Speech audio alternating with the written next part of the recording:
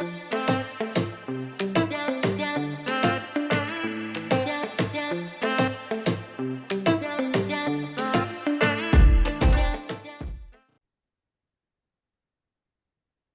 a very, very happy Monday, and welcome to another episode of the TNC Sports Talk. My name is Justin. Today is December 15th of 2025, and we are just 10 more days away from Christmas. Can't believe it. Holidays have come and gone, and there's a part of it where it seems to take forever to get to, right? I feel sometimes that getting to Thanksgiving, getting to Christmas drags out forever. And so, like, for example, this week is going to take forever. Next Monday, Tuesday, and Wednesday is going to take forever because business is still as usual for most people. People got to work. People got to go to school. People got to go to daycare. I mean, you still got to go shopping and pay bills. Bills don't stop because of the holidays coming through. So, that aspect, it feels like it just drags. There's another aspect that seems like we rush through things. I mean, it's just one of those things where, for me personally, I anticipate it. I look forward to this season. And sometimes, I could find myself getting upset because it drags out longer than, just to get up to those specific dates. Like, to get up to Thanksgiving, you got to go through at least half the week before you get there. And then the entire week and beyond there, it either takes forever or it goes by super fast. And you come find yourself Sunday back to work, back on a daily routine, like nothing ever happened. Same thing goes for Christmas. It ends up being on a Thursday this year. For us in my household, that's what we celebrate. And, anticipation from today all the way up until next Wednesday is going to be one of those things where it takes forever to get to. And then when we get there, it's going to be like, well, we're here and nothing much more comes of it. And then afterwards, you'll find yourself in a position where you have the whole weekend. And that weekend goes by fast. And then you have New Year's, which feels like just like a dead week, but still business continues as normal. So I was kind of thinking, how do I want to do, this podcast heading into the weekend? Because or heading into the holidays, because who's going to really listen to sports talk on a Christmas Eve or a Christmas Day? Well, here's what I have to kind of go off of. I'm going to go off of my child's schedule, to be honest, and one of my child's is going to be off from daycare Christmas Eve, Christmas Day, and the day after Christmas. So, and then coming up on New Year's, he'll be off earlier. So for me, I intend to do a podcast every day this week, and then Monday and Tuesday next week before going on a 5-day holiday vacation. It may not mean much to you, but if you guys are anticipating an episode every day to drop at 7 o'clock, I don't know if I'm going to have an episode for those days. Now, afterwards, after Christmas, we get to the December 29th, and we get ready for New Year's. I intend to do an episode on that Monday, Tuesday, and Wednesday, so New Year's Eve. And then I don't know what I'm planning on doing for that on New Year's Day. And then, so more likely there'll be a 4-day weekend. I may do some extra recording for content purposes to publish at a later date, right? But as of right now, next week, Christmas week, I intend to do a podcast Monday and Tuesday, and then take the rest of the week off. And then on the New Year's week, I'll do Monday, Tuesday, and Wednesday, probably take the rest of the week off. So if you guys are expecting an episode towards the back end of the next 2 weeks, I say just be patient. I may have something, I may not. There's no guarantees. It just depends where I'm at. For those who are listening or who are actually subscribed to the YouTube channel, and I want to just give you a little update here to start this week. And I still got football going out. Um, by the time this episode gets posted at 7 o'clock tonight, I'm working on getting Monday Night Football out. I had a little slower day today. So I do apologize for maybe a later start on that, but I do intend to get football out tonight. We have a busy week ahead of us as we have Thursday Night Football, 2 games on Saturday, 3 games on Sunday, and a game on Monday. And I think it just repeats itself because we have a 3-game triple header, I believe, on Christmas. Man, a lot of football content to be played over the next couple of weeks before we hit to the playoffs. And so I do have football, and it's postseason intended to be done and ready and posted by the start, as its attended schedule. So I'm working around the clock on there. Um, and the one thing that I am kind of upset with myself with is I kind of got away since baseball's postseason. I got behind on wrestling, and I'm kind of upset because I'm in season 2. I want to tell this story, for people to tune in and pay attention to on a weekly basis, and it's just kind of gotten behind. And so my intent is that I'm going to restart. I know I've never really wanted to do this, but I'm going to restart my calendar come the beginning of the year. So January 5th. As a matter of fact, I expect a first updated episode for the new year, calendar year. Start off on year 1 again. Rosters will be updated. Championships will be vacated, and we have to come up with new championships, and all this stuff. That is intended to start on, I think it's January 3rd or January 4th. So it's going to be a weekend, and then we'll have Raw, NXT, SmackDown main event. So we'll go from there.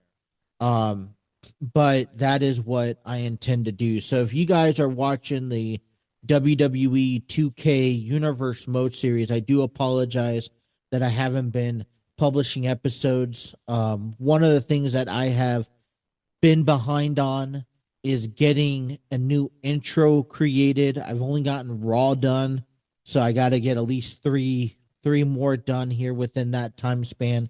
So it gives me some work to do. And I just feel like being able to kind of reset that internal clock and be able to just give you guys, just start fresh and give you guys fresh content. That's what I'm hoping for. So if you guys are following us on that, I do appreciate your patience. Apologize for the inconvenience, but that's where we're at. Boy, I got to tell you, this past weekend with the snow, I hope everyone was safe out there. It's one of those things where you plan for the worst and then you adjust to the rest. And we got some snow. I was able to actually do everything we were supposed to be able to do over the weekend, other than go to Sunday service. We were just, it was 0 degrees outside. There's ice on the roads, regardless if they treat it or not. And we did not want to risk, you drag a little, 2-year-old out. You just didn't want to risk the potential chances of getting into an accident. And so we were just able to tune it in online. And I appreciate that type of service that's provided from our location that we attend. But we were playing the safe card. stayed in all weekend, and just kind of, enjoyed the snow and enjoyed each other's company. So that was, you know, I can only imagine. Look, we're in northern Kentucky. I could only imagine what other parts of the country has gotten really hit hard and what they have to go through. I, as a parent, as a person who has a family at home, I kind of have this.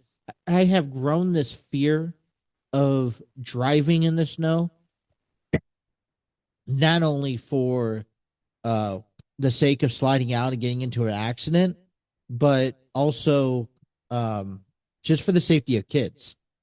So it's kind of one of those things where I'm just like, if I can avoid it, I will.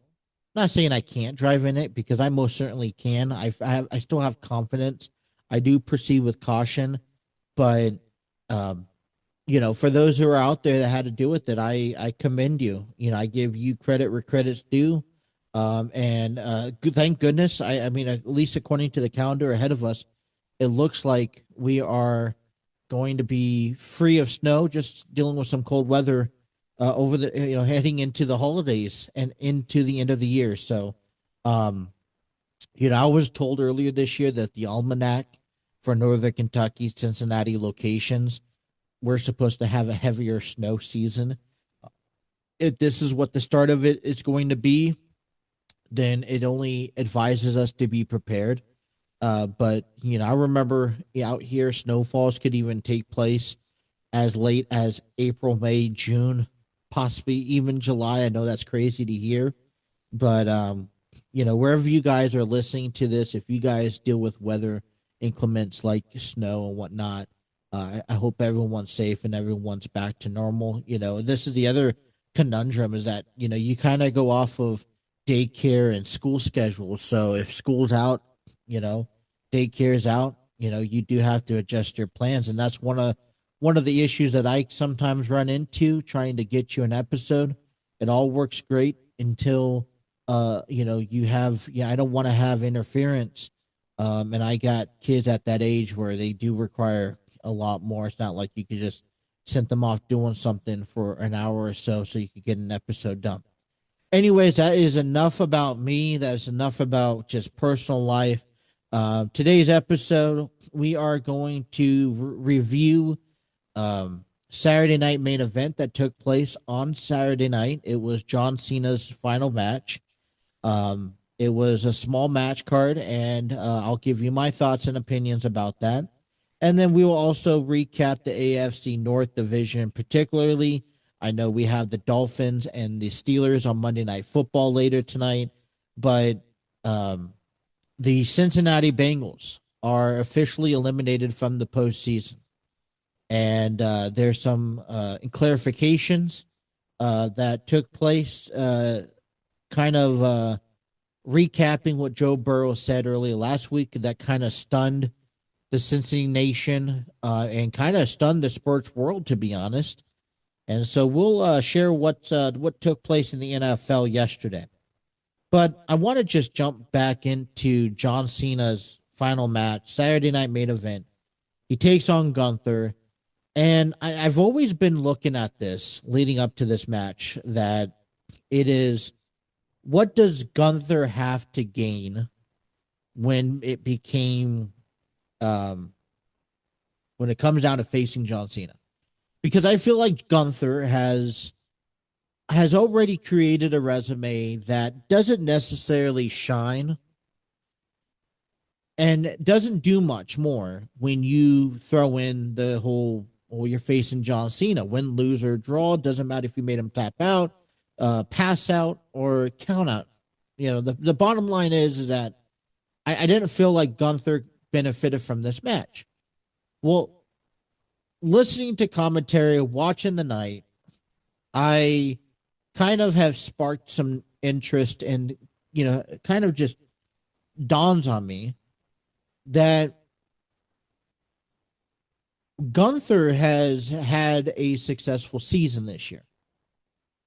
Now, it may not show it because he's been in and out, but he's held the world championship. He's held, he's wrestled at WrestleMania. He's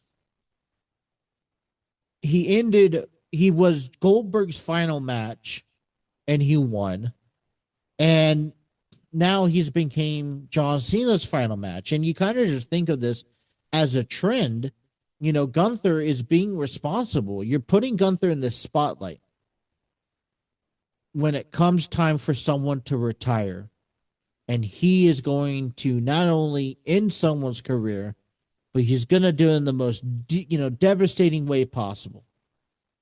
And, I think we need to reflect on what the WWE is doing to Gunther, because it gives him, you're basically going to this man saying, hey, we trust you enough to be this opponent's final match of their career. Now, he's earned it rightfully, I think, based off of what he's already accomplished in the WWE. He earned being Goldberg's final match, considering that he said some words earlier this year that sparked the interest of Goldberg. And when you disrespect Bill Goldberg or his family, obviously he's going to confront you about it. But John Cena comes up and he enters this tournament and he's won this tournament fair and square, and he beat John Cena on Saturday night, and that's now one, but that's now two to the portfolio and the resume that Gunther has. And you can only imagine if he's going to end anyone else's career. It reminds me a lot about a certain somebody that's still active in the WWE, that when he came back from UFC, we'll talk about Brock Lesnar, he went on to this little whole domination.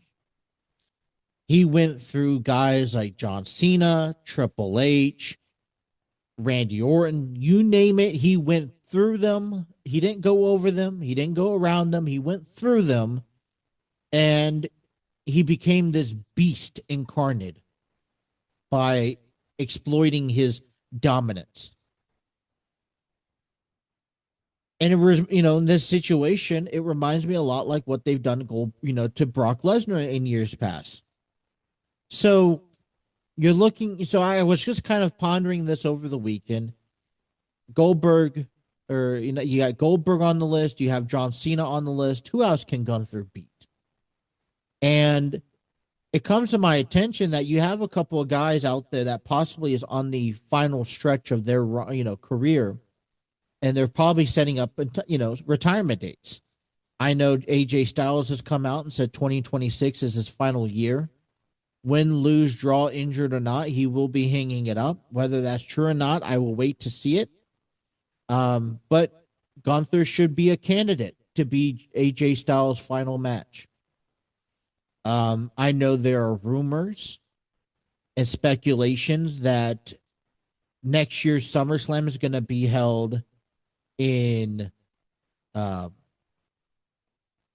don't know exactly where. I think Minnesota, and this might be the site where Brock Lesnar could finally hang up his boots and retire. And if that's the case, who other than Gunther would be a better opponent for Brock Lesnar to send off into retirement and to pick up a victory over Brock Lesnar? So maybe this is a trend that we will see from Gunther when it comes time for our pastime alumni and, athletes to send people off into retirement. And that's, start adding guys like Cena, Brock, AJ, Ray, you name it, and it becomes an eye catcher. It creates a Hall of Fame for himself. He becomes this legend killer, so to speak, right? And so, I think that we should pay attention to what's next for Gunther, because I feel like at the time he could be given a push, but at the time, we could expect to see a lot more greatness coming from this man. As we mentioned, John Cena did lose on Saturday night. He ended up tapping out.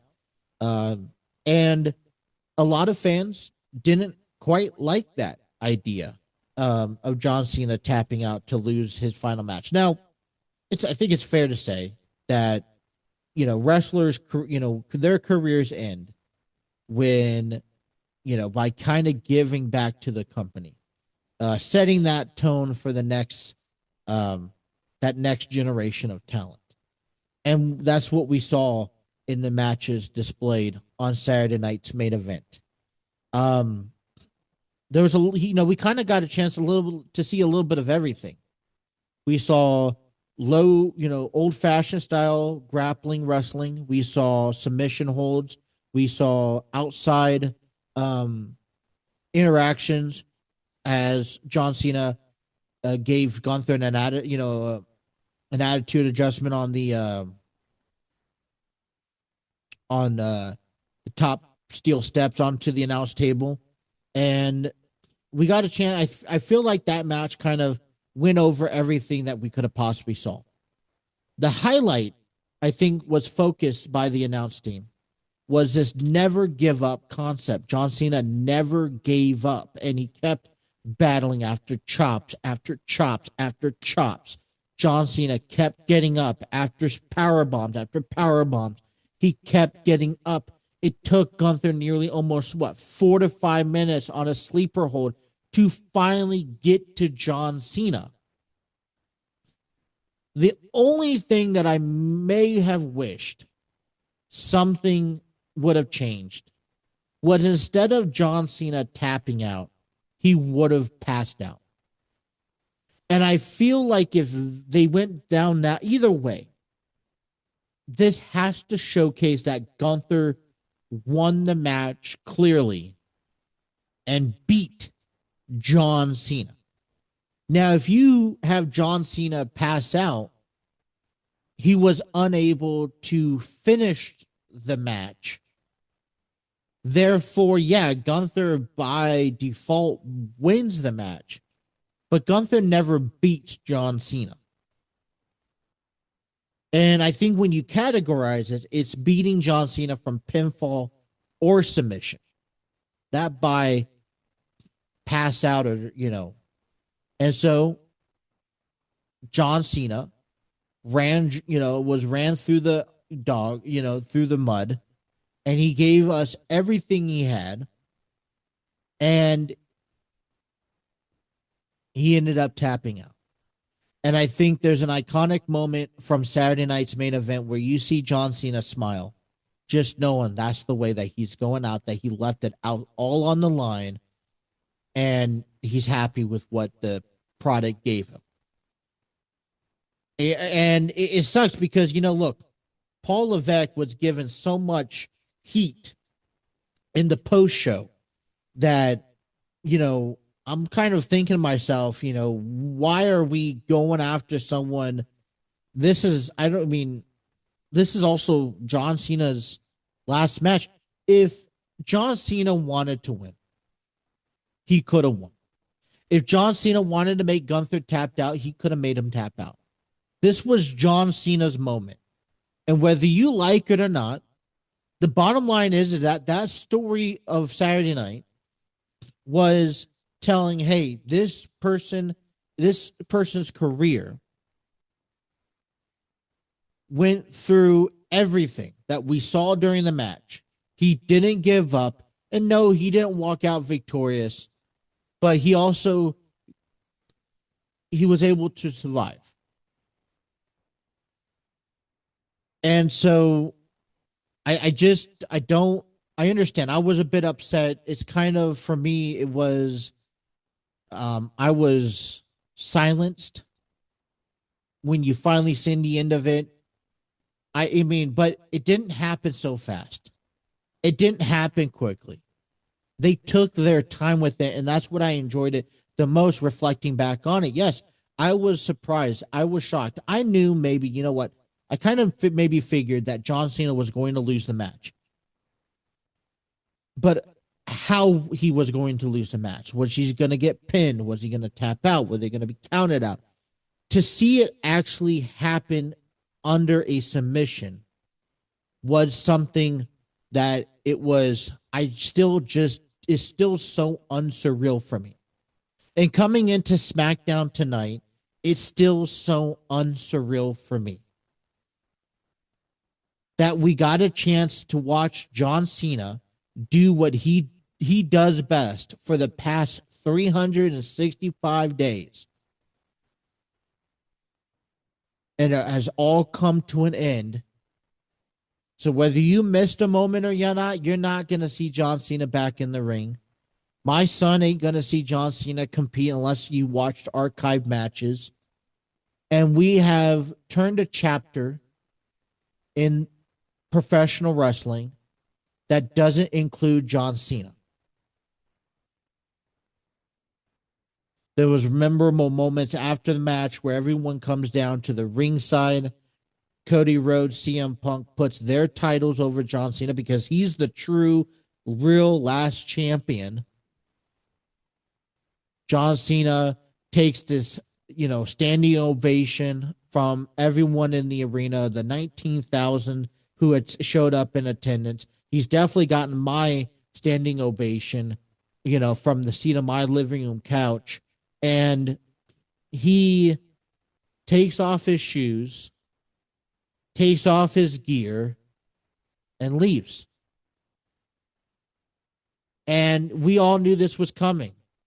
Yet we were still so touched and disappointed and so emotional about Saturday night that I feel maybe has also the reason for our temper on, the outcome of the night. But, we move forward. And Saturday night wasn't just about John Cena.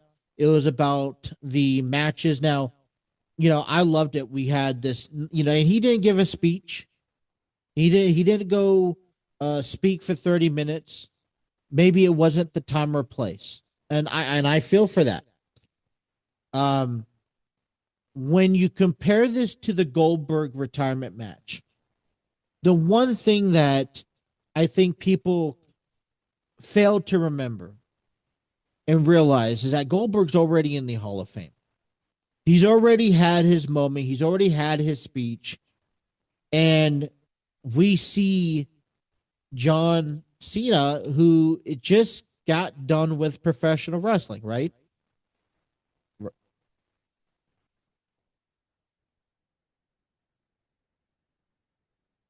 I just want to verify this. Bill Goldberg was inducted into the class of 2018 WWE Hall of Fame, the one in New Orleans. I just want to make sure I share that with people because, I don't know if I understand what took place with Bill earlier this year, and you could say it was injustice to cut him off for the WWE universe, maybe to keep things short. But reality is that it's already been there, been done. If John Cena wanted to give this speech, he would have gotten a speech, but I feel like it's not the right time and place, which means, you're almost certain that John Cena gets inducted into the class of 2026 along with Stephanie McMahon. That's a huge name, still so fresh off of wrestling. But still so valid. And that's going to be another conversation I have in store coming up here at the beginning of the calendar year.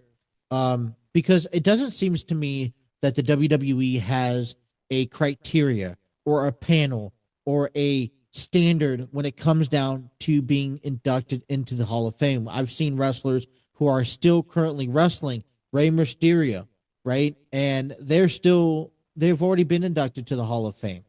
And, when you compare the, professional wrestling's Hall of Fame and what their standards and their rules are, the expectations, what qualifies someone, what doesn't, it's a little bit more vague than what maybe, an NFL or a professional baseball player where you have to wait so many years.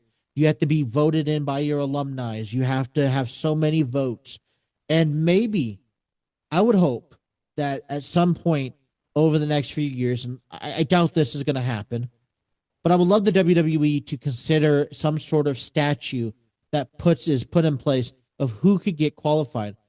WWE, and I know I'm getting carried off a topic here, but WWE has gotten comfortable with just having almost about a dozen people be inducted to the Hall of Fame each and every year, that they've even inducted non-wrestlers that has nothing, that made maybe one appearance at all and made no sense to be inducted to WWE's Hall of Fame, and yet they still share the spotlight with great immortals like John Cena, Hulk Hogan, so on and so forth.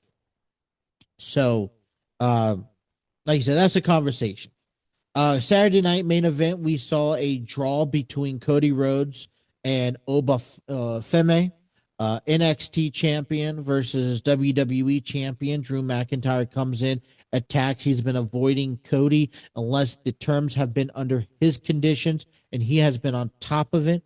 Last Saturday, Drew McIntyre attacks Cody Rhodes, forcing the ref to call off the match. Oba confronts Drew, and Cody and Oba teamed up and took out Drew McIntyre. And I can't wait for Oba Femi to come up to the big leagues. You talk about the look factor, and Oba has that next look factor as a professional wrestler, as a top dog. And so I just can't wait for the future for Oba Femi. Solo Ruka, who her story coming into Saturday night main event was that she was skeptic. She didn't want to fall flat. She ends up pulling up a victory over Bayley, which is a huge win for her in her career. And what a great performance. I mean, look, I think the tag team match, Dragon Lee, AJ Styles taking on Javon Evans and Leon Slater, the TNA X Division champion. This was probably the best match of the night, and probably one of the best matches of AJ Styles' tag team run here yet so far. And a lot of high flying moves. Now we did see AJ Styles botch a little bit, couldn't get his standings on the top rope when he wanted to deliver the flying elbow. But what a lights out match. Applaud all four men in that ring. Loved the little spot where The Miz, R-Truth, and Joe Hendry shared a moment in the ring. A little kind of side match there. Kind of just going back to the tribute to John Cena and throwing in those pieces. They had a lot of great video packages displayed, especially the one that Triple H aired at the end of the night. You had guys like Rob Van Dam, Mark Henry, all out there at ringside, just honoring,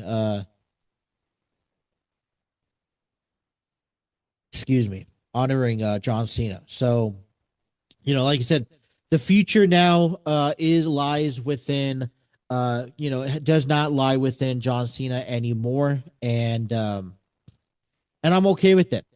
And I hope that you guys are also okay with it, because that is, all this, we have to come to the terms and conclusion that the industry is better off, and he has left this place in a much better place than what it was, not just for the WWE, but for the entire wrestling world. Look at AEW growing. Look at the acknowledgement that TNA and Ring of Honor has gotten, and AAA and Japan Wrestling. We have evolved since 2002 so much for the better of this industry. And one of the pioneers that contributed a lot to that was a guy like John Cena, who people looked up to be. So hopefully his retirement is, what his next step moving forward is. Who is he as a person, as a human being? He's no longer John Cena, the WWE wrestler. He's John Cena, the human. He's an actor. He's a rapper. He was a professional wrestler, but he's now so much more. And we get to see that without having this tie to the WWE that, in a sense, holds him back. So wait to see what the future holds for John Cena and his career. Before we get into NFL talk, want to talk a little bit about Enlighten Studios' upcoming project to kick off the 2026 calendar year. It's with a new theater production called Grassroots. Come check out their performance at the Artsville Theater in Cincinnati, Ohio on February 20th through March 1st. Tickets are still available by visiting tickettailor.com. So they have done so many great productions in the past. They are a nonprofit organization that continues to grow and expand from not only their theater production, but music, arts, collaborations, and all that stuff. So can't wait to see what 2026 has in store for Enlighten Studios. But kicking things off is their upcoming theater production called Grassroots. Can't miss it. The last two has really been a knocked out of the park. We expect this one to do the same. This is why there's a 2-weekend performance deal, not just one. So get your tickets today. A link in the description will be provided for your availability. All right. I also want to encourage you guys, okay, if you guys are interested and you guys want to be heard on this podcast, you guys have a thought, you guys have a share, you want to share a John Cena story, or interested in being a guest, I don't mind having a guest on this show. Be sure to reach out. I encourage you guys. Let's reach out to me. We'll talk a little bit. I'll get a sense of who you are and what you have to offer. And we'll schedule a day. We'll schedule a time. We'll press record, and we'll talk sports. And I'll give you my thoughts, and I want to hear what your thoughts are. Bring the arguments. I'm down for an argument here. But if you guys are looking to do that, please contact me through the TNC Sports Talk YouTube channel. It's my most direct contact. I know I have other social medias, but I'm not always on there. I know I kind of lack that type of sense of media content and digital marketing. But like I said, head over to our YouTube channel and be sure to just reach out, and I'll get back to you, and we'll work something out. So, man, disappointing weekend. And, I got mixed emotions. I'm not, I was disappointed. It was frustrating, but I've kind of have been able to rest at ease a little bit. There's a burden that has been lifted off my back since the Bengals lost on Sunday, 24-0. And I'm not even mad. As a matter of fact, I am upset, but I'm not upset because Joe Burrow didn't, throw a touchdown, or I'm not upset because the Bengals have been eliminated from the playoffs. I'm more upset because of the Cincinnati Bengals organization, the front office, the behind the scenes of all of this, in which the number one story that came out wasn't the fact that the Bengals lost on Sunday. It was the fact that the Bengals did nothing to clear the seats from Paycor Stadium. And so fans were forced to get themselves wet, get themselves dirty, clean, sit in puddles of water because no one came to clean off the seats before the Bengals game. And, I am disgusted. I am just ashamed to be a Bengals fan, not for the players, but for ownership. I've been to Paycor Stadium. I love Paycor Stadium. I think it's a beautiful place to attend to. I think any football place and baseball stadium is a beautiful place to attend to. But besides that point, you got to take care of your fans. They are showing out. They are decked out. It is negative degrees outside, maybe in single digits. And when they come to the stadium, they go down to their seats and they have to walk through piles of snow. First of all, it's not like it's snow. It was not snowing earlier that morning.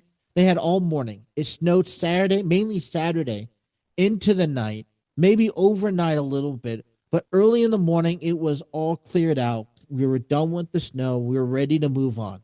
You're telling me maybe you couldn't have gotten to all the seats. I get that. But you're telling me that you couldn't make an effort to go up and down, especially in the shaded area where the snow was not going to be melted off by the time fans entered the stadium.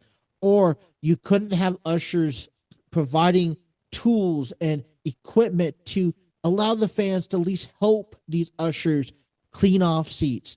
The responses I've heard on social media was that they were just, no one cared. Nothing was done. And there was a lack of effort given by the Cincinnati Bengals front office and in this category. And I'm disappointed because yeah, it's cold, but you have a very high packed intense game that you need fans to be hyped up and ready to go from kickoff to the end of the game. And I'm going to be honest with you, it takes a part out of you when you have to focus. It's all about creating that experience. And if I was going down to Paycor Stadium yesterday and I'd experienced this issue where I had to wipe off my seat, there is an understanding to an extent. Okay. But NFL has a rule, has a regulation that holds stadiums to a standard of maintaining their stadiums for fans and then enjoy an experience. You're not paying $200-$300 per ticket to sit in the cold and then have to sit on snow, which then turns into ice or turns into water. And I wouldn't. I would go back and go to my car and say, F it. I'm not going to support this team. And what sucks is it's not like I'm not going to go support Joe Burrow, but I'm not going to support the organization, the front office, and giving them my money at concession stands, buying their merch because they couldn't help take care of us. I was just very disappointed into reading those comments, and it kind of boiled under my skin, and I didn't care about the outcome. Look, the Bengals' back was up against the wall. We knew this from the beginning. You figure that, with the way the Bengals are playing, it could have been a very aggressive game. Bengals defense only held them to 24 points. There was a lot of injuries that took place. A lot of things went wrong early on, and you thought maybe, the Bengals could have caught up and could have got a rally going, but unfortunately, they were shut out. And you kind of give me a relief. Any anxiety that I had going into yesterday's game, that all gets lifted. It's for the best. After hearing what Joe Burrow said last week during press conference, and he kind of cleared things up last week, earlier yesterday after the game, and he proclaims that it has nothing to do with his teammates. It has nothing to do with not wanting to be in Cincinnati. But let's be honest, right? He's going through a mental state, and I would too. He's exhausted. He's probably banged up. He's probably not 100% with his turf toe, right? Fair to say. He wants to play, but he's being held out. And when he is in there, he's being asked to be this miracle man that doesn't have any room for imperfection.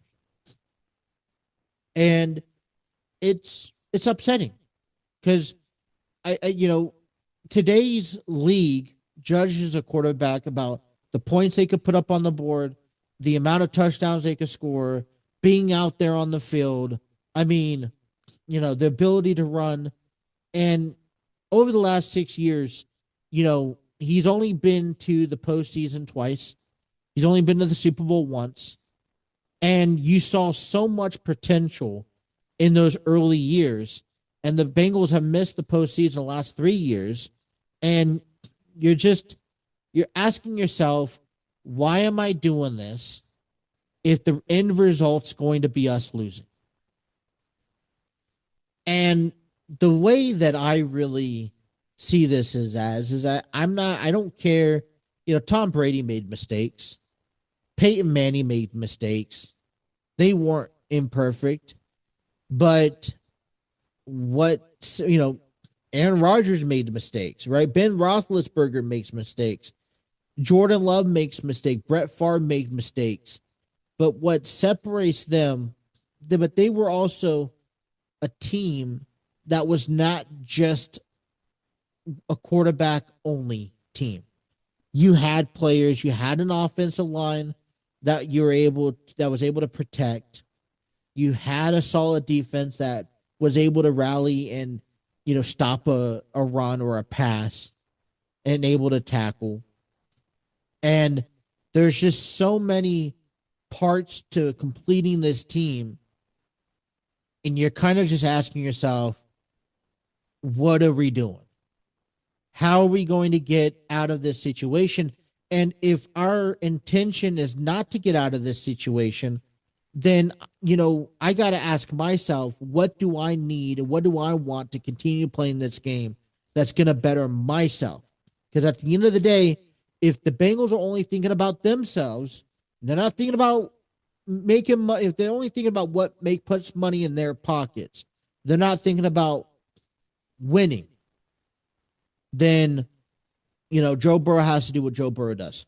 I'm glad that he says, he kind of cleared some things yesterday, but it doesn't matter. The fact is that he said it.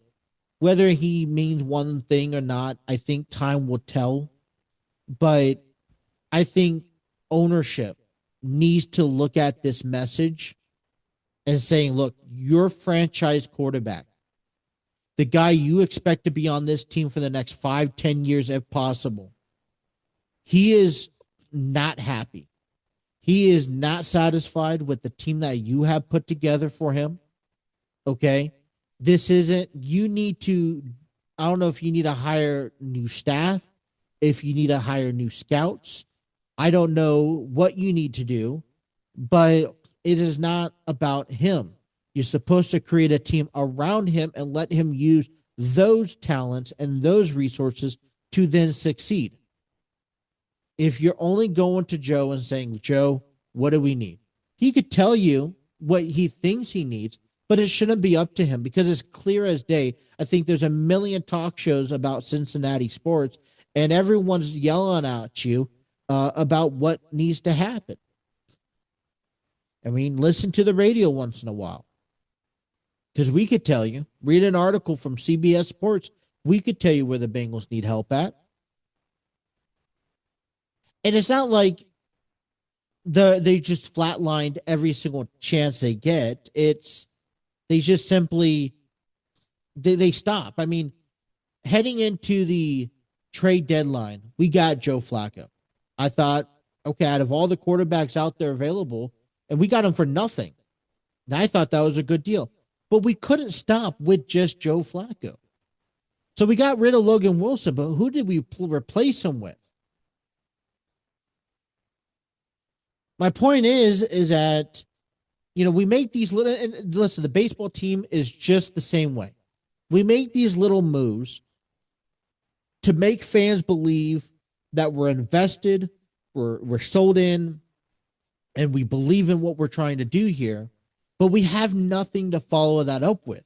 The Reds just put $125 million on the table to one player, yet they have yet to offer anything else to anyone else.